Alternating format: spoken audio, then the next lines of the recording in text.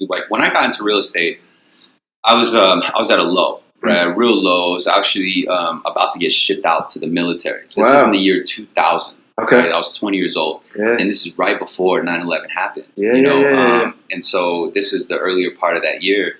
And I was actually supposed to be shipped out to the military because I came to an end of a road where I was just done. This is around the time where actually, one of my friends had pulled a gun on me, or what I believed was my friend.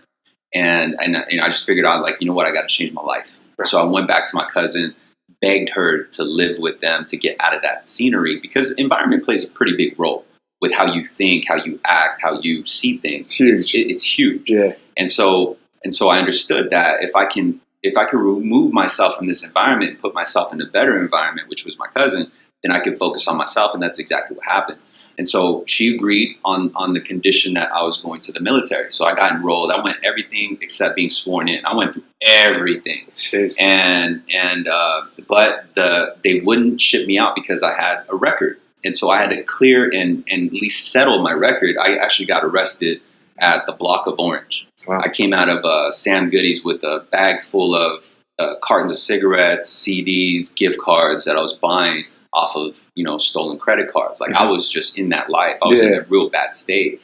And so I got arrested, and they found, scales or what have you. So I had to clear up my record before I shipped out. I couldn't go out with an open record. In the interim of going through what I had to do to clear my record, I got a job as a telemarketer in real estate. Now, mind you, at this time, I'm still in it about that life. I'm still a little bit thugged out. Right? It's in my lingo. Sure. It's the way I act, the way I talk, the way I walk. More importantly, the way I dress. Mm-hmm. And so when I got this job into telemarketing and real estate, I went to Irvine. And the way I'm dressed, I knew I was the underdog. And that was the challenge because I wasn't like anyone around me. Mm-hmm. And, I had a big head, I had earrings, and I wore baggy clothes because that was cool at the time. Everyone else around there were older people. They're more professional. They're going to college. And so I kind of stuck out as a sore thumb. And so I had a lot of pinned up aggression inside, right? Sure, yeah. Because I was like, I believed at the time that these people around me thought that they were better than me. And I was so fused up in their point of view that I wasn't even focused on my own point of view. And so I learned a lot from that because I wasted a lot of time being mad at people that I was thinking that they didn't believe in me, that they doubt. But I created that though, right? Yeah. And I'm not saying that I would take it back because I learned from it. I learned from these bad decisions. It's a false narrative that people create though. Yes. And I found out that it's so common, right? And that's just why people don't speak up. And so anyway, coming into this realm, I started learning that these people are actually not that way. Mm-hmm. And again, that goes back to environment. Because in Long Beach, like, you just thought everyone was against you. Oh. You looked at cars and you were always thinking that someone was going to roll their window down and probably sweat you or shoot at you. Mm-hmm. And you were always in this defensive state. Well, when I went to Orange County, just a different environment. It was not that way. It was almost like, whoa, like I got to guard myself, but no one's in that lifestyle. No one's in that mindset. Nobody's on attack mode. Yes. Mm-hmm. And so then, you start letting down your guard, and then you start actually absorbing the lessons from those around you in that better state, in that better environment. And so, but it was a challenge because, you're being brought up in this mindset of like, it's just me against the world. And when you get put by people who are not like that and they're just on a different wavelength, you actually can push yourself away from winning because you're caught up in your own mind. And it took me a while to learn from it. But how I learned from it was being all about you against the world, I naturally was competitive. So I wanted to naturally beat every single person around me. Fight it again. Yeah, fight it again. Yeah. Like, if you can get 3 sales, I can get 6. Right. And so as telemarketers, as the telemarketing game, what the hardest thing about it was to get a social security number.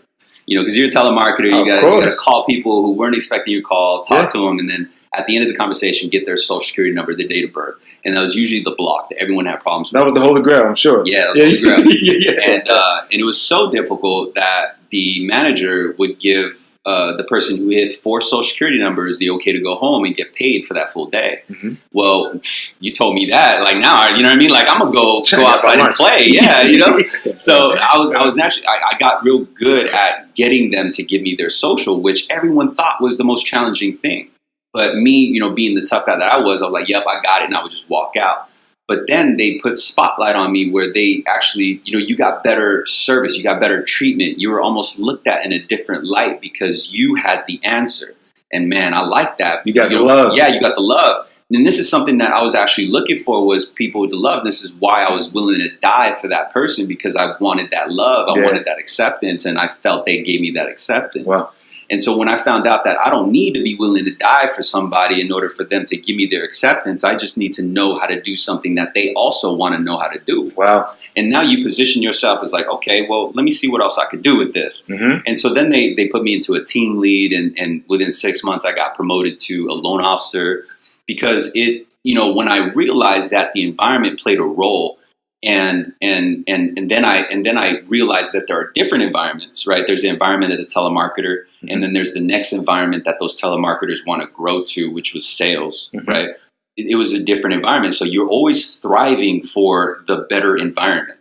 In all reality, like the reason why whether you did bad activities to get cash is because you were thriving for that better alternative of not having cash, of not having money, of not having the resources or the ability to get what you want, is because you don't want to be in that state.